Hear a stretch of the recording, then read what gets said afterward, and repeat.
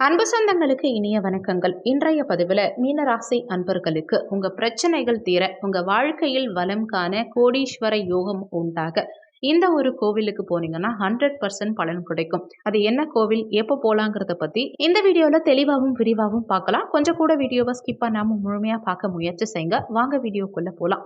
மீனராசியை பொறுத்த வரைக்கும் பூரட்டாதி 4ஆம் பாதம், உத்திரட்டாதி 1, 2, 3, 4ஆம் பாதங்கள், ரேவதி 1, 2, 3, 4ஆம் பாதங்களை உள்ளடக்கியது மீனராசி. மீனராசிக்கு அதிபதி குரு பகவான். வீடியோல சொல்லக்கூடிய பலன்கள் மீன ராசி மற்றும் மீன லக்னக்காரங்களுக்கும் ஆண் பெண் இருபாலருக்கும் பொருந்தக்கூடிய பலன்கள். 2024 ஏழரை சனிங்கிறது மீனராசி அன்பர்களுக்கு ஆரம்பமாகுது. எல்லாருமே சொல்றீங்க ஏழரை சனியுடைய தாக்கம் முன்னாடியே ஆரம்பிச்சிருச்சு. எப்பன்னா பிறப்பிலிருந்தே நிறைய பேர் ஏழரை சனியில தான் நாங்க வாழறோம். ஏடிஎம் மிஷினை பார்த்தா பொறாமையா இருக்கும். ஏன்னா நாங்களும் ஏடிஎம் மிஷினும் ஒண்ணுதான். எங்க கிட்ட இருந்து சந்தோஷத்தை மற்றவங்க எடுத்துக்கிறாங்களே தவிர எங்களுக்கு சந்தோஷத்தையே திரும்ப கொடுத்ததா சரித்திரமே கிடையாது. மீன ராசிங்கிறது மன மகிழ்ச்சியை உண்டாக்கக்கூடிய ராசி. ஆனா அந்த மீன ராசிக்கு என்னைக்குமே சந்தோஷத்தை யாருமே கொடுக்க மாட்டாங்க. காரணம் என்னன்னா கால புருஷ தத்துவத்தின்படி 12வது ராசி விரயஸ்தானம். இது குரு பகவானுடைய ராசி. சுக்கிர பகவான் உச்சமடையும் ராசி. புதன் பகவான் நீச்சமடையும் ராசி. இந்த சுக்கிர பகவான் உச்சம் பெறுவதனால என்ன ஆகும்னா எதிர்பார்ப்பு அதிகமா உடைய ராசி இந்த மீன ராசி. புதன் நீச்சமாறதுனால சுற்றி உள்ளவங்க நம்மள ஏமாத்துனாங்கிறது தெரியாமலே திரும்ப திரும்ப நாம எதிர்பார்க்கிறோம் பாருங்க, அதுதான் மீனராசி. மீனராசிக்கு 2024 இந்த ஆண்டுல நிறைய ஸ்பெசிஃபிக்கான விஷயங்களை பார்க்கலாம். ஏழரை சனி ஆரம்பிக்குதுங்கிறதுக்காக பயப்பட வேண்டாம். ஏன் பயப்பட வேண்டாம்னு பார்த்தீங்கன்னா எவ்வளவோ பிரச்சனைய பார்த்துட்டு வந்திருக்கீங்க நீங்க. இளம் வயதுல திருமணமான ராசி யாருன்னா மீன ராசி தான். இளம் வயதிலேயே பிரச்சனையை சந்திச்ச ராசி யாருன்னா அது மீன ராசி தான். ஒரு வாழ்க்கையில ஒருத்தவங்களுடைய எல்லைன்னு இருக்கும் பாருங்க, தனியா வீட்டுல உட்கார்ந்து மனசளவுல அழக்கூடிய ராசி யாருன்னா மீன ராசி தான். ஏன்னா மற்றவங்களுடைய மனசு கஷ்டப்படக்கூடாதுன்னு நினைச்சுக்கிட்டு பப்ளிக்கா அழ மாட்டாங்க. பொறுத்துக்க கூடிய அமைப்பு அதிகம் உள்ளவங்க. கணவனா இருந்தாலும் சரி, மனைவியா இருந்தாலும் சரி, அவங்க செய்யும் தவற சுட்டி காட்ட மாட்டாங்க. அது என்னைக்கோ ஒரு நாள் மாறுமா, மாத்த முடியுமா அப்படிங்கிற எதிர்பார்ப்பு அதிகமா இருக்கும் இவங்க கிட்ட. ஃபர்ஸ்ட் மீனராசிக்கு ஒரு 7 ஸ்டெப் பார்க்கலாம். இந்த 7 ஸ்டெப்பை பார்த்துக்கோங்க. முதல்ல என்னன்னா தாய் தந்தை செஞ்ச பாவங்கள். இன்னொரு விஷயம், நாம ஏதாவது ஒரு விலங்குகளுக்கு செஞ்ச பாவங்கள். அதே மாதிரி ஒருத்தவங்களுக்கு உணவளிக்காம தண்ணீர் கொடுக்காம நம்ம விட்டுருந்தோம்னா அதுவும் பாவம் தான்.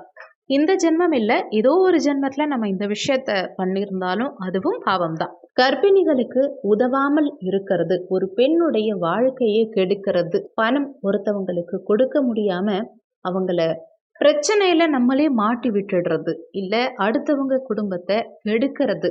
இன்னமும் ஒரு படி மேல போய் சொன்னோம்னா நம்ம செஞ்ச ஏதோ ஒரு தீய பழக்கம். இதெல்லாம் போன ஜென்மத்துல நம்ம பண்ணியிருந்தோம்னா இந்த ஜென்மத்துல உங்களுக்கு ஏழரை சனியில சனீஸ்வர பகவான் உங்களுக்கு அதிகமா பிரச்சனையை கொடுப்பார்.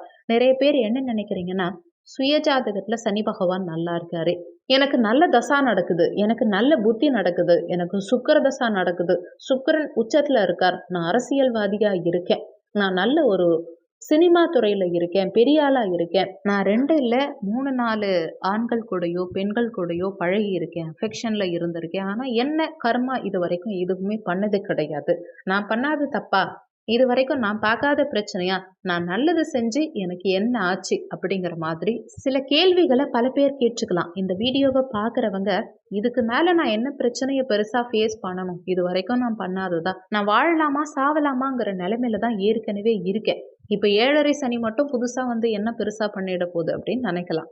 சனி பகவான் ஒருத்தவங்களுக்கு மாற்றமும் ஏற்படுத்துவார், மகிழ்ச்சியையும் ஏற்படுத்துவார், விவேகத்தையும் ஏற்படுத்துவார். மூன்றையுமே சேர்த்து கொடுக்கறது தான் சனி பகவான். ஒரு நீதி அரசர் எப்படியோ, ஒரு போலீஸ்காரர் எப்படியோ, அது மாதிரி தான் சனி பகவான். இவரை நீங்க நண்பனா பாவிச்சா பிரச்சனையே கிடையாது. உங்களுக்கு ரொம்ப அட்டகாசமா உதவி பண்ணுவார். உதவி அப்படிங்கிறத தாண்டி உங்களை தூக்கி விடுவார்னே சொல்லலாம். சனி பகவான போல ஒரு நல்ல கிரகம் வேற யாருமே கிடையாது. எல்லாருமே அவரை தப்பாவே பயமுறுத்துற மாதிரியே சொல்லியிருக்காங்க. அதனால நிறைய பேர் சனி பகவான்னாலே பயப்படுறாங்க. சனி பகவான் பொதுவா கர்ம காரகன். நீங்க பண்ண கர்ம வினைகளுக்கு ஏற்பதான் உங்களுக்கு நற்பலன்களையோ கெடுபலன்களையோ இந்த ஏழரை சனி காலகட்டத்துல அவர் கொடுப்பார். மீனராசி அன்பர்களுக்கு சனி பகவான் விரயஸ்தானமான மறைவு ஸ்தானமான 12ஆம் வீட்டில் அமர்ந்திருக்கார். இதனால செலவுகளை கண்ட்ரோல் பண்ணதான் செய்வார். உங்களுக்கு நல்லது தான் பண்ண போறார். இவ்வளோ நாளா நீங்க வேஸ்டா செலவழிச்சது, அனாவசியமா செலவழிச்சது எல்லாத்தையும் கொஞ்சம் லிமிட் பண்ணி கொடுப்பார். குரு பகவான் உங்களுடைய 2ஆம் வீட்டிலிருந்து 3ஆம் வீட்டில் 2024ல் பயிற்சியாக போறார். ஸோ முயற்சிகள் அதிகமாக செய்யலாம். ஒரு பிஸ்னஸ் பண்ணலாம், திருமணம் பண்ணுறதுக்கு முயற்சிகள் பண்ணலாம், குழந்தை பிறப்புக்காக நீங்கள் பண்ணுற முயற்சியாக இருக்கட்டும், உங்கள் தனித்திறமைகளை வெளிப்படுத்தக்கூடிய காலகட்டம் இது.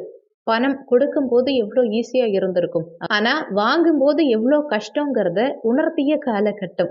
ஒருத்தவங்க எப்படி நம்ம கிட்ட நடந்துப்பாங்க, நம்ம மற்றவங்க கிட்ட எப்படி நடந்துக்கணும், யார் நம்ம கிட்ட எப்படி பேசுவாங்க, யார் நம்மளை எப்படி நினைப்பாங்க, நம்மளை எப்படி ட்ரீட் பண்ணுவாங்க, நம்ம அடுத்தவங்களை எப்படி ட்ரீட் பண்ணணும், எப்படி எடை போடணும் அப்படிங்கிறத உணர வைக்கிற காலகட்டம்.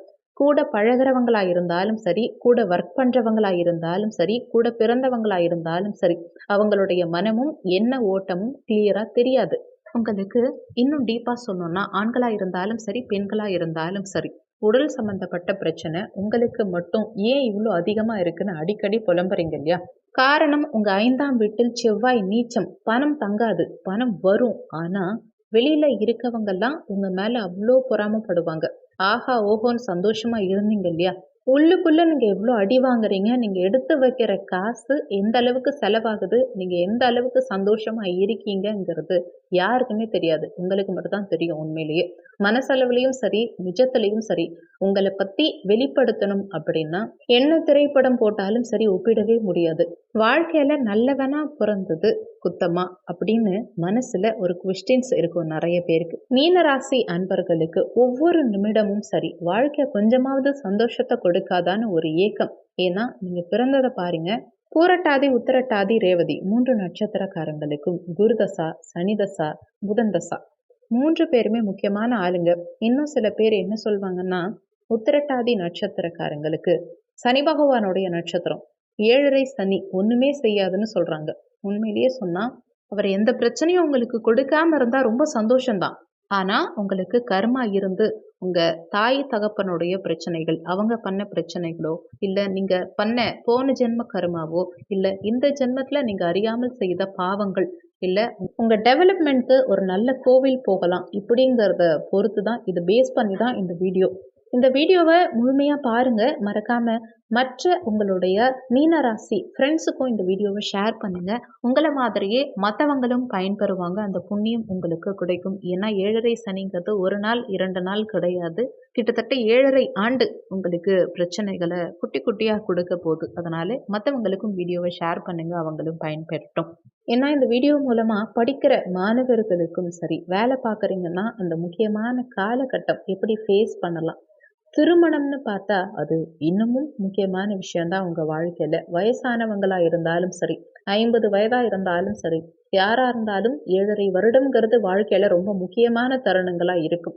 ஒரு மாதமாக இருந்தாலும் அது உங்கள் வாழ்க்கையில் முக்கியமான தருணம் அப்படின்னும் போது 7.5 ஆண்டு நடக்க போகுது இந்த 7.5 சனி. அப்படி இருக்கும்போது உங்களுக்கு நிறைய சொல்யூஷன் இந்த வீடியோ மூலமாக, இந்த கோவிலுக்கு போகிறது மூலமாக நிச்சயமாக கிடைக்கும். மீனராசி அன்பர்களுக்கு 3 விஷயமா பிரிக்கலாம். நீங்க வணங்க வேண்டிய ஸ்தலம், நீங்க என்ன விதமான பிரச்சனைகளை ஃபேஸ் பண்றீங்களா இருக்கட்டும். 7.5 சனினே வச்சுக்கோங்களேன். 2024ல் கோச்சார அடிப்படையில் உங்களுக்கு எந்த வயசு இருந்தாலும் சரி, சுயஜாதகத்தில் உங்களுக்கு எந்த தசா எந்த புத்தி நடந்தாலும் சரி, இந்த ஆண்டு உங்களுக்கு எந்த கிரக பயிற்சி நடந்தாலும் சரி. ஏன்னா இந்த 2024ல் பிரதான கிரகங்கள்ல ஒரு கிரகம் மட்டும்தான் பயிற்சியாக போகுது, அது குரு பகவான். குரு பயிற்சி மட்டும்தான் நடக்க போகுது, வேற எந்த பயிற்சியும் கிடையாது. அதுவும் குரு பகவானும் உங்களுக்கு சாதகமான இடத்துல தான் அமர போறார். ஸோ இந்த ஆண்டு முழுவதும் மீனராசி அன்பர்கள் வணங்க வேண்டிய தெய்வம் எதுன்னு பார்த்தீங்கன்னா விநாயக பெருமான். நீங்கள் பிள்ளையார்பட்டி கோவிலுக்கு எப்பெல்லாம் முடியுதோ, உங்களால் வாழ்க்கையில் எப்பெல்லாம் முடியுதோ அப்போல்லாம் போயிட்டு வாங்க. இந்த 7.5 சனிங்கிறது ஒன்றுமே பண்ணாது உங்களை. நிறைய பேர் சொல்லலாம், என்னுடைய வீடே பிள்ளையார்பட்டி கோவில் வாசலில் தான் இருக்குது, நான் இது வரைக்கும் சாமி பார்க்காம வெளியில் போனதே கிடையாது அப்படின்னு நிறைய பேர் சொல்லலாம். சில பேருக்கு நம்ம வீட்டு வாசல்லையே போலீஸ் ஸ்டேஷன் இருக்கலாம், அது தினமும் 100 தடவை நம்ம கிராஸ் பண்ணி போகலாம். ஆனால் பிரச்சனைன்னு வந்தால் தானே அதோட வேல்யூ என்னன்னு நமக்கு தெரியும். ஸோ இனிமே தான் உங்களுக்கு அந்த 7.5 சனி பிரச்சனைகளை கொடுக்க போகுது. இதுக்கு முன்னாடி ஒண்ணுமே உங்கள பெருசா செஞ்சிருக்காது. இந்த 2024ல கண்டிப்பா நீங்க பிள்ளையார்பட்டி கோவிலுக்கு போகாம இருக்காதீங்க. எவ்வளவு பெரிய தடங்கல் வந்தாலும் சரி, ஒவ்வொரு மீனராசிக்காரங்களும் கண்டிப்பா பிள்ளையார்பட்டி கோவிலுக்கு போயே ஆகணும். வெளியூர்ல இருக்கேன், இல்ல என்னுடைய ஹெல்த் கண்டிஷன் சரியில்ல, என்னுடைய மனநிலை சரியில்ல, பசங்க எனக்கு அந்த கோவிலுக்கு கூட்டிட்டு போக மாட்டாங்க, சப்போர்ட் பண்ண மாட்டாங்க, என்னுடைய ஜாப் ஒர்க் வேற மாதிரி இருக்கு, என்னால் லீவ் போட்டுட்டு போக முடியாது, ஏதோ பக்கத்தில் இருக்க ஏதாவது ஒரு கோவிலுக்கு போயிட்டு கற்பூரம் ஏற்ற சொன்னால் நான் ஏற்றுவேன், ஆனால் அவ்வளோ தூரம் என்னால் போக முடியாது அப்படின்னு நினைக்கிறவங்க உங்கள் ஊரில் இருக்க வன்னி மரத்து விநாயகர், வன்னி மரத்தடியில் இருக்கக்கூடிய விநாயகருக்கு போயிட்டு உங்கள் ஜென்ம நட்சத்திர நாளில், அதாவது மாசத்துல என்னைக்கு உங்க ஜென்ம நட்சத்திரம் வருதோ அன்னைக்கு வன்னி மரத்தை 7 முறை சுற்றி வாங்க. நிச்சயமா உங்க பிரச்சனை சால்வ் ஆகும். இல்ல ஒரு சிலர் சொல்லலாம், நான் மாற்று மதம், எனக்கு கோவிலுக்கு போக முடியாது, வேற ஏதாவது சொல்யூஷன் சொல்லுங்கன்னு நினைச்சீங்கன்னா பொரி இருக்கு இல்லையா, பொரி, அந்த பொரியை தானம் பண்ணுங்க. குளத்துல மீனுக்கு பொரிய நீங்க தானமா போட்டாலும் சரி, இல்லை யாருக்காவது குழந்தைகளுக்கு, ஏழை எளிய குழந்தைகளுக்கோ வயதானவங்களுக்கோ நீங்க பொரிய வாங்கி தானமா கொடுத்தீங்கனாலும் சரி, இல்லை பொரி உருண்டை செஞ்சு கொடுத்தீங்கனாலும் சரி, பொரி தானம் பண்ணுங்க. இந்த 7.5 சனி உங்களை பெருசா ஒன்றும் பண்ணாது. மீனராசி அன்பர்களுக்கு இன்னமும் பிரத்யேகமா நிறைய சொல்யூஷன் சொல்லக்கூடிய வீடியோஸ் இனிமே நம்ம சேனல்ல பதிவிட போறோம். அந்த வீடியோஸ் உங்களுக்கு ரொம்பவே யூஸ்ஃபுல்லாக இருக்கும். அந்த வீடியோஸை எல்லாம் கண்டினியூஸாக நீங்கள் பார்க்கணும்னு நினச்சிங்கன்னா நம்ம சேனலை சப்ஸ்கிரைப் பண்ணி வச்சுக்கோங்க. இந்த வீடியோவில் உங்களுக்கு ஏதாவது சந்தேகம் இருந்தால் கீழே இருக்க கமெண்ட் செக்ஷனில் சொல்லுங்கள். நன்றி. மற்றும் ஒரு நல்ல பதிவோடு மீண்டும் உங்களை சந்திக்கிறோம்.